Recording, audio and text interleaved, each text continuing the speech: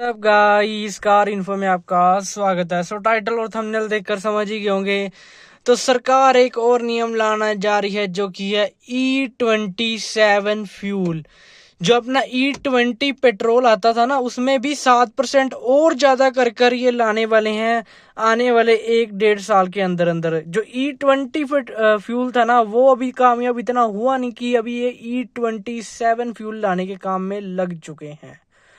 सो यार ये पता नहीं कर क्या रहे हैं कि गाड़ियों को बिल्कुल ही जो 2020 से पहले है ना, उनको सभी को ये चाहते हैं कि वो सारी जाने ना अपनी गाड़ियां बेचें और नई गाड़ियां लें। क्योंकि सरकार यार ये पोल्यूशन के चक्कर में सारा कुछ कर रही है। पोल्यूशन सिर्फ गाड़ियां ही कर रही हैं, पोल्यूशन बाकी चीजों से भी तो हो रहा है। पराली जल रही है या फिर ये कोल से हो रहा है, और भी इतनी चीजें हैं जो फैक्ट्रीज लग रखी हैं, इनमें से नहीं हो रहा पोल्यूशन। इनको है भाई गाड़ियों का, क्योंकि इनको पता है कि हमें मिलेगा मोटा टैक्स। क्यों? ये देखो, जब आप नई गाड़ी लोगे कम से कम उसमें 1-2 लाख रुपए का टैक्स ले लेती सरकार। फिर आप पेट्रोल डलवा रहे हो तब भी सरकार टैक्स ले रही है आपसे। उसका इंश्योरेंस कटवा रहे हो तो भी टैक्स ले रही है।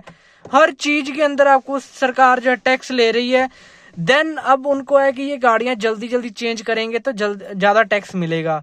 अब आप खुद देखो, E27 फ्यूल, E20 के कारण ही गाड़ियां जो 2020 से पहले की थी उनकी एवरेज पे भी फर्क पड़ा, थोड़ा पिकअप पे भी फर्क पड़ गया, और भी कुछ लाइफ वगैरह पे फर्क पड़ गया। अब जो E27 वाला फ्यूल आने वाला है ना, ये अब तक जो गाड़ियां आ रही हैं 2025 तक, इन सब के लिए कंपेटेबल अभी नहीं है। उसकी प्रोडक्शन अब नई टेक्नोलॉजी के साथ से होगी जिसमें E27 फ्यूल डलेगा। तो अब ये बताओ, आने वाले 2 साल के अंदर भी ये नियम ला देते हैं, तो जिसने 2025 में गाड़ी ली है 2027 में फिर ये दिल्ली में बैन करके बैठ जाएंगे उसको। सो अब देख लेते हैं E27, ये ना 27% इथेनॉल उसमें होगा, और जो बाकी बचा वो पेट्रोल हुआ। इससे क्या होगा ना, पेट्रोल एक तो कम हो गया, जो पेट्रोल की क्वांटिटी है वो कम होगी ना 27%।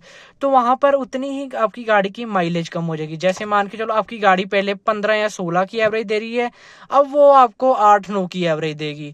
ठीक है। और इससे एक आती है दिक्कत, क्रोजन। क्रोजन एक तो रस्टिंग होती है, एक दूसरी ना जो आपकी गाड़ी के नेगेटिव टर्मिनल पर पाउडर सा आ जाता है ना, कई बार पाउडरिक सा व्हाइट कलर का, जैसे कार्बन भी कई लोग कहते हैं, वो आ जाता है आपके जो फ्यूल लाइनिंग में। जिससे होता है क्या कि आपके प्लास्टिक के पार्ट्स और जहां पर रबड़ के पार्ट्स रहते हैं वो सारे गलने लग जाते हैं, जिसके कारण आपकी गाड़ी का इंजन भी जाएगा, माइलेज भी जाएगी, पिकअप भी जाएगा, मतलब हर चीज में आपका नुकसान होगा। अब ये चीज देखो, अब अगर ये चीज ये ला देते हैं तो सेकंड हैंड आप गाड़ी बेच भी नहीं सकते। क्योंकि देखो, अगला बंदा अगर लेगा उसको पता लग जाएगा कि ये E27 फ्यूल के कारण ऐसा हो रहा है, तो वहां पर थोड़ी दिक्कत आएगी। E27 आने के बाद 2020 से पहले वाली गाड़ियां तो बिल्कुल ही उसको झेल नहीं पाएंगी।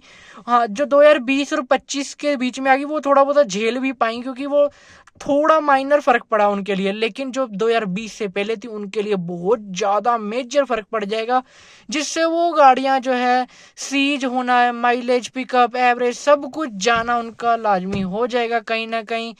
यहाँ पर सरकार सिर्फ गाड़ियों के ऊपर कर रही है बिकॉज यहाँ से इनको आ रहा है मोटा टैक्स। अब आप देख ही सकते हो कितनी गाड़ी बिकती हैं।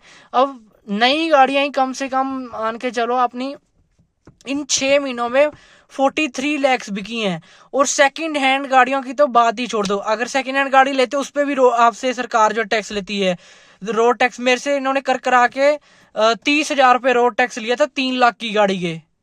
ठीक है, ये 36 की आई थी, ऊपर से 30,000 रुपये आरटीओ में दे के इसका टैक्स भरा था मैंने। तो यार ये देखो कि अब वहां पर सरकार सेकंड हैंड गाड़ियों में भी कितना टैक्स ले रही है, और जो नई गाड़ियां उनमें भी टैक्स ले रही है, फिर इंश्योरेंस में भी ले रही है, पेट्रोल में भी ले रही है, हर चीज में आपको। अगर आपकी गाड़ी में कोई पार्ट खराब होता है उस पर अलग से टैक्स ले रही है।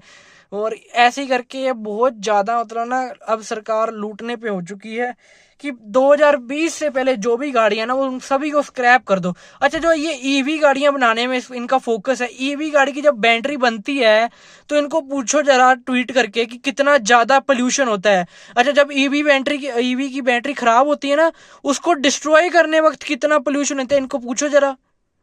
जो ये पेट्रोल और डीजल के पीछे लगे हुए हैं इनको ये चीज पूछने हैं कि आप जब ईवी गाड़ी की बैटरी बना रहे हो तो कितना पोल्यूशन हो रहा है, ईवी गाड़ी की बैटरी डिस्ट्रॉय कर रहे हो तब कितना पोल्यूशन हो रहा है। तब जो फैक्ट्रीज लग रखी है उनमें से कितना पोल्यूशन हो रहा है। बस सिर्फ गाड़ी के ऊपर रोक लगाई चलो। अब इनको पता है ऐसे करेंगे एवरेज पिकअप जाएगी और गाड़ी की मतलब फ्यूल जल्दी मांगेगी, फ्यूल पे हम फिर से टैक्स लेंगे, गाड़ियां लोन नहीं फिर से टैक्स लेंगे। 2020 से पहले अब दिल्ली में गाड़ी नहीं जा सकती BS4 1 नवंबर 2025 से NCR में ही नहीं जा सकती। BS4 चाहे 10 साल की तो छोड़ ही दो, BS4 डीजल कार। तो अब बताओ क्रेटा तो 2021 तक बिकती है ये BS4 में, तो वो कहाँ जाएंगे लोग? जो इतनी गाड़ी बिकी हैं वो कहाँ पे जाएंगे? अब दिल्ली में इन्होंने बस ये कर दिया कि धक्का है, अब आपको गाड़ी बदलनी ही पड़ेगी चाहे जो मर्जी कर लो। तो यार ऐसे नहीं होगा, इनको ना ट्वीट कर करके ना इनको परेशान करना पड़ेगा कि सिर्फ गाड़ियों पे रोक मत लगाओ ना, या तो बाकी चीजों पे भी रोक लगाओ। अब मेरी गाड़ी में भी सेम दिक्कत आ रखी है, डीजल में सल्फर की क्वांटिटी कम कर दी, अब इस गाड़ी में दिक्कत आ गई, फ्यूल के लाइनिंग चौक चूक होगी, पता नहीं क्या हुआ क्या नहीं, गाड़ी स्टार्ट ही नहीं हो रही इतने दिन से। अगर स्टार्ट होती थी इतनी तकड़ी नोकिंग कर रही है, टक टक टक टक टक टक, इतनी स्मेल मार रही है, गाड़ी चलने की हालत में नहीं है इस टाइम ये। अब मेरे को ये नहीं पता इसके कारण मेरे को कितना खर्चा बैठेगा। अब इसका जो अगर fuel pressure high pressure fuel pump जाता है तो 15-20 हजार रुपये मेरा खर्चा बैठ जाएगा, इंजेक्टर फेल हो गए लाख प्लस खर्चा चला जाएगा। तो ये कौन देगा फिर इनके? या तो ऐसा करो ना, वो डीजल भी आने दो, वो पेट्रोल भी आने दो, ये E20 पेट्रोल भी आने दो। जो 2020 के बाद आ रही उनमें E20 चलेगा, जो 2020 से पहले थी उनको नॉर्मल पेट्रोल चलेगा। ऐसे करो, या तो ये तो सिर्फ आपने धक्का करना है कि हाँ इनकी रिपेयरिंग होगी, गाड़ियों की रिपेयरिंग कराएगा, फिर हम पार्ट्स पे टैक्स लेंगे, हर चीज पे इनको टैक्स लेना। सिर्फ ये चीज आपको जो है इनको ना ट्विटर पे ट्वीट कर करके ये रियलाइज कराना पड़ेगा कि हमारे जो पैसे हैं वो फालतू नहीं है। अब देखो एवरेज मेरी गाड़ी बिल्कुल ही नहीं दे पा रही थी, मेरे को लगा कि चलो डीजल फिल्टर चोक होगा, मैं थोड़ा सा मतलब ये हो गया कि मैं डीजल फिल्टर वगैरह मंगा लेता हूँ, इसका सर्विस करवा लेता हूँ साथ में लगे हाथ, 1 महीने पहले सर्विस करा लूंगा मैं। वैसे मैं 9वें महीने में कराता हूँ, लेकिन मैंने सोचा इस बार 8वें महीने में करा लेते हैं, कोई दिक्कत वाली बात नहीं। बट अब गाड़ी स्टार्ट होना ही छोड़गी।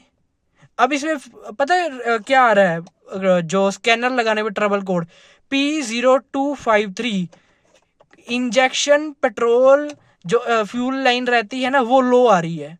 अब बताओ इसमें 3-4 चीजें रहती है, या तो इंजेक्टर चौक हो जाती है, फ्यूल पंप ही अपना जो है खत्म हो जाता है, या फिर डीजल फिल्टर चौक हो सकता है जो कि चौक नहीं है, मैंने चेक किया है। उसके बाद एक आधी चीज वायरिंग रहेगी या फ्यूज रहेगी, फ्यूज भी मैं चेक कर चुका हूँ। अब ये चीज बताओ ना, अब पेट्रोल ओनर्स को तो 1 साल 1.5 साल बाद होने लग जाएगा। इस बार जो पेट्रोल गाड़ियां बिकी हैं वो 24-25 लाख बिकी हैं पेट्रोल गाड़ियां। इन 6 महीनों में 24 लाख कितनी पेट्रोल गाड़ियां बिकी, तो वो लोग कहाँ जाएंगे जिनकी 24 लाख गाड़ियां लेके गए हैं वो? तो इस चीज को सरकार को समझना पड़ेगा कि ऐसे मतलब सिर्फ गाड़ियों पे ही सिर्फ आप रोक लगाई चलेंगे, बाकी चीजों पे किसी भी रोक नहीं लगाएंगे तो चलता रहेगा। तो इस चीज के लिए आपको अगेंस्ट इनके जो है ट्वीट्स करके इनको परेशान करना पड़ेगा। अगर नहीं करोगे तो भाई आपका ही नुकसान है, आपको गाड़ियां जल्दी चेंज करनी पड़ेंगी, अपनी गाड़ियों को स्क्रैप में देना पड़ेगा, रिपेयरिंग इतनी हो जाएगी कि आपसे मतलब गाड़ी चलाने का मन ही नहीं करेगा। अब देखो इसमें अगर 15-20 हजार रुपये का खर्चा निकल गया फ्यूल प्रेशर का, वो भी चलो खसो खो के कर लेंगे, अगर इंजेक्टर का निकल गया तो कहाँ से कराऊंगा भाई? 3 लाख की गाड़ी ली, 1 लाख की इंजेक्टर डलवाऊंगा मैं उसमें। अब तो अब ये चीज देखो ना, 3 लाख की गाड़ी में 1 लाख की इंजेक्टर डलवाता फिरूंगा मैं। तो ये चीज देखो कि इनकी जो धक्का चल रहा है ये चीज को आपको बंद करवाना चाहिए। अगर आपको भी लगता है तो ट्विटर पे ट्वीट मारो इनको। सो आज की वीडियो में सिर्फ इतना ही। वीडियो अच्छा लगे लाइक कर देना, चैनल को सब्सक्राइब कर देना। Thank you for watching, bye.